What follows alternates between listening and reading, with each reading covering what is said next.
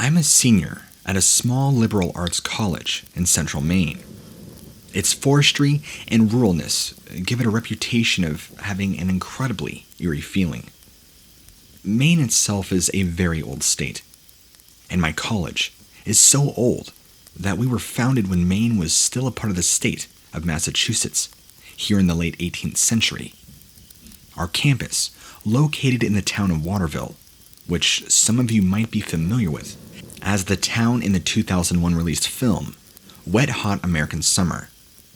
Many people do not know Waterville is a real place, and is actually based on a real summer camp in Winslow, connected through a nearby river by a suspension bridge, which is where this incident takes place. The bridge connecting Waterville and Winslow is called the 2 Cent Bridge. It is one of the oldest cable suspension bridges in the United States, being constructed back in 1901. Maine suffered economically when much of the timber industry left the state. The bridge, 2 Cent Bridge, was originally constructed to serve workers who walked to work at the wood and paper mills across the river. I'm in my early 20s, and growing up, I was never a huge believer in the paranormal. While I wanted to believe, I felt I had to see something with my own eyes. While on the way back from my nightly hike across the bridge, at around 8 p.m., on February 28th, I noticed a tall black figure, without any real facial features, about 50 feet in front of me. I originally thought this was a person. However, its blurry appearance resembled the version of the human caricature you'd see on restroom signs. The figure appeared to be wearing what resembled a construction hat. Without warning, this figure then aggressively sprinted with the force horizontally to the right. I expected to see the figure continue going down the path, but then it vanishes out of thin air. I was in shock. It was hands down the most disturbing thing I'd ever seen. Just to give you some perspective on how skeptical I was about the paranormal at the time, I sat there on the ground 30 minutes after, repeating to myself, "I'll be darned, I was wrong." After doing some minute research on the area, I eventually named the figure Foster. Moses Foster was a mayor of Waterville in the 1800s who built the city hall and the railroad bridge located next to the 2 Cent Bridge. Both were vital to the town's economy. However, the economy of Waterville still suffered. There was a dorm at the nearby New Hampshire boarding school, and I attended named Foster. I can't confirm that he was related to the dorm, but public records say he was a merchant in Maine and New Hampshire. I want to say I'm not scared to go back there. I'm still interested in a career in law enforcement, and there are real people who can hurt you, in my opinion, that are far scarier than any ghost.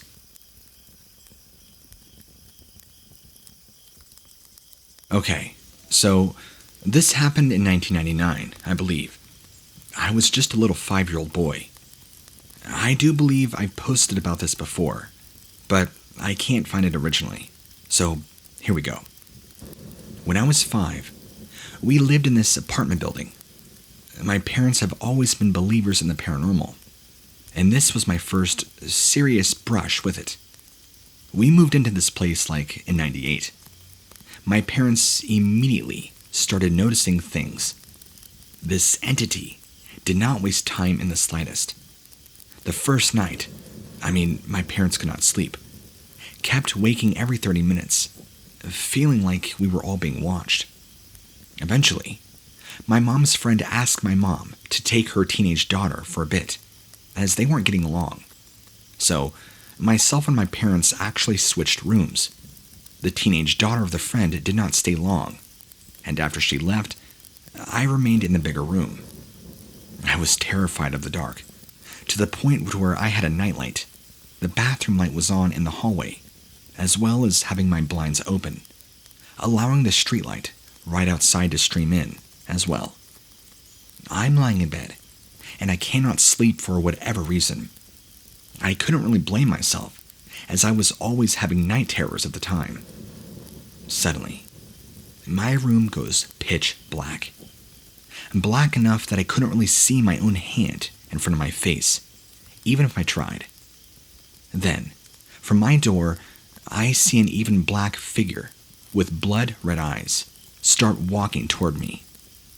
I guess maybe blood-red eyes isn't the best description. It was more like glowing red eyes, actually, from this black apparition. I screamed, my parents waking up, but probably assuming it's just another night terror calling to me. When I can't even get out a cohesive sentence, they tell me to go to them. My mom has told me repeatedly over the years that she still feels bad about this incident to this day. I pluck up the courage to bolt to them, running through the shadow, and as I do, it's ice cold. I get to my door, look back, and my room is now back to normal. Now, people have told me that they think it was just a dream. It wasn't though, because 10 or so years later, mine and my mom's cousin moves into an apartment building about a block away from our old place. One night, she wakes up and sees the very same figure standing between her bed and her infant son's crib. I have more stories about this place from my parents' point of view, if anybody is interested in wanting to hear more.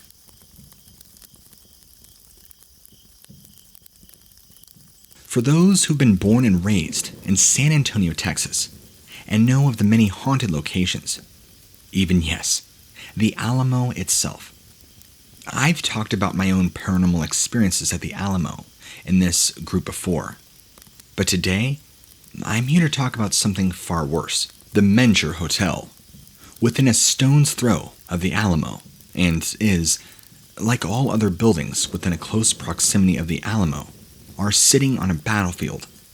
So, you can imagine that a lot of the buildings are very haunted. But one stands out above the rest, and that's the Menger Hotel. Rumored to have been a hospital during both World Wars, and have residents commit suicide when it converted back into a hotel. You can imagine the level of activity is probably stupid high.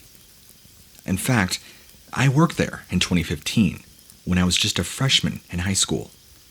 I worked as a janitor for only 1 month. When I got the job, I knew it was haunted, just not this level of intensity. Day 1 on the job, I was being trained by another senior janitor. We go to the second floor. Our job, well, mainly mine, was to clean out the sinks while he went back downstairs to go get some supplies for the elevator for us both to clean. Anyway, I was just putting the cleaning products away when I heard somebody clear their throat. I was thrown off guard because the bathroom was supposed to be closed, and I know for a fact nobody walked behind me. As I was facing the mirror a majority of the time, I also noticed that the presumed man who had been clearing his throat sounded very raspy. I also noticed that the man who had been clearing his throat sounded very raspy, like he was trying to gasp for air. So I hesitated for 5 seconds, deciding whether or not to say anything. Now, for starters, I'm fairly knowledgeable about the paranormal, and that was the main reason I wanted the job. Get paid while doing a little bit of ghost hunting. Sounds weird, I know, but that was my rationale. So, I decided to make a bit of noise to invoke a response in case there was any actual movement of any kind. I mean, you never know. So, I decided to make a bit of noise to invoke a response in case there was an actual person inside. But I knew there was not. I looked underneath the stalls. I saw no movement of any kind. So I just cleared my throat, walked away, or so was the plan. When I cleared my throat, I heard someone clear as day, as you would hear somebody talk and say, "You too?" I whipped around, and of course nobody. I gathered all my supplies, calmly walked out of there.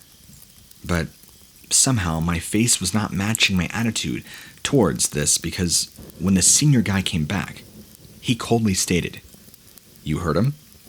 And I was just like, "I beg your pardon?" He comes back, repeats the same thing. So now I'm in this dilemma, whether to lie or not. So I'm just like, yes, I did. But when I cleared my throat, I heard someone say, you too. The senior guy looked at me with a surprised look and said, well, that's a first. I didn't want to ask any questions, because I feared that any more talk of toilet ghost in there would attach itself to me. So we moved to the elevator, where my second thing happened.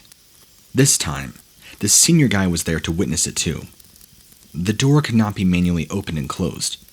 No problem. Around the second time, the door closes. A hand goes in between the door, thus making the door open. However, there was of course no one there. Now, flash forward about 5 weeks in, and this is when things go off. I was working a graveyard shift. I'm in the basement, gathering supplies, minding no attention to anything else. Albeit, it may be reckless considering there were hazards galore down there. I figured since I've been down there many times, and that it's well lit, I was going to casually stroll along. That's when I met this entity that came around a corner. I almost ran through it, had I not seen it in my peripherals. I looked up, only to see a solid black mass with a faint white glow coming from where its eye should be. It then charged me, and I stumbled backwards, only to be met with something hard hitting from behind, pinning me down to the ground. Luckily, I had my radio with me, and radioed for some backup. What had pinned me was a medium-sized wooden table. I was told that had it been a few feet higher, it would have crushed me to death. I did have a broken rib, so soon after recovery, I left that place as fast as possible. Didn't even bother putting in my 2 weeks. I don't ever wish someone to encounter whatever almost had killed me. And to this day, I refuse to step foot inside unless somebody else is with me.